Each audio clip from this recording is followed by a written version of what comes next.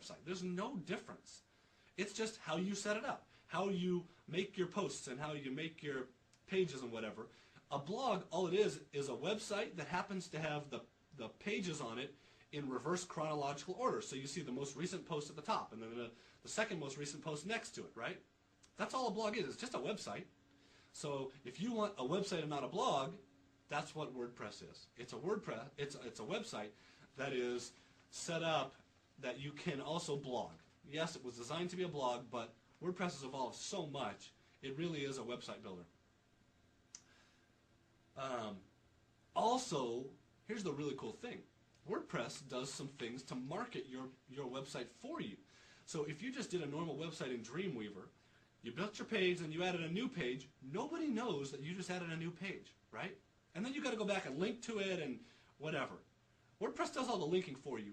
And then WordPress lets everyone else out there know that you just added a new page. They let everyone know that your site is here. So when you add a new post or a page, Technorati knows, Google knows, Yahoo knows, MSN knows, IceRocket knows. Tons of people know that you just added a page to your website, and they're going to come look at it. And what are they going to do? They're going to link to it, right? So now, not only is the search engine coming and indexing your site, other people are linking to it, so your site's moving up in the search engines. Pretty cool. You don't have to do anything to do that. Super cool. And this is kind of a side thing that just to prove that you can do anything. You can make WordPress be a membership website. You want to build a membership site where people have to pay you in order to get access to your content? There's a plugin called Members Only for WordPress. Install it. It makes all your site password protected. You could also make certain pages password protected. So you add a password to any given content on your site, and now people have to have a password. So what could you do? You could make a squeeze page on your site that says, give me your username and password, and I will give you this special content. After they give you their username, or sorry, don't give me your username and password. Give me your email, your name and email. They give you their name and email, then they go to a page where they get the password to this other content, right? So now you can make password protected stuff on your site just with WordPress. It's built in. There's not even a plugin needed for that. Super simple. You can password protect things. Also, okay, adding media. So I added this video to the site. Simple. Click Browse. It uploads. It put on the page for me. There's a plugin called Media Caster. There are a couple other plugins that'll do this for you. There are plugins that'll make podcasting super easy for you. Adding video is super easy. Adding audio is super easy. It's all done for you. There's plugins to do all this stuff. You just go search whatever you want, WordPress plugin. You want to add a video WordPress plugin, audio WordPress plugin, whatever you want. Just search it. Okay, here's another way to find great plugins. WordPress has a full directory of all the plugins that have been done for you. Browse through them and see what you have. Search WordPress plugins, and you'll get the WordPress plugin directory. Spend 20 minutes just looking through it, and you'll be shocked at what WordPress will do for you with plugins. Then you can go search WordPress plugin tutorial. How to install WordPress plugins, right? There's tutorials out there for how to do anything. It's super simple. Upload, click activate, done, right? Super simple. Okay, so let me show you a couple examples. Actually, before that, let me tell you a couple plugins that you can find that you would otherwise have had to pay for. Why the heck would you pay someone $5,000 or whatever to build you a website when you can use WordPress? It's free. So, how about a contact plugin? Search WordPress contact plugin on Google.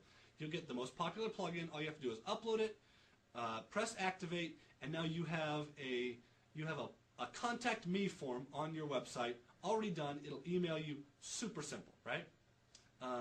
How about a frequently asked questions plugin? Upload it, click activate. You can now maintain a frequently asked questions. Super simple. Tons of things like this that make it so easy to maintain your website without a webmaster. Okay, so let me show you a couple websites that were built on WordPress. Here's the first example, Woopra.com. This website is built on WordPress. You would never know this. Shocking, right? You know, browse around this site for a minute and you'll see. How do I know it's built on WordPress? Look at this. Go to woopra.com/wp-admin. What happens? It brings you to a login page. That's because this is what WordPress does. This is how you log into WordPress. Now, if I log in here, it tells me you do not have sufficient access to access the site. Well, that's because they haven't given my user access to manage their site, obviously. But built on WordPress. Amazing.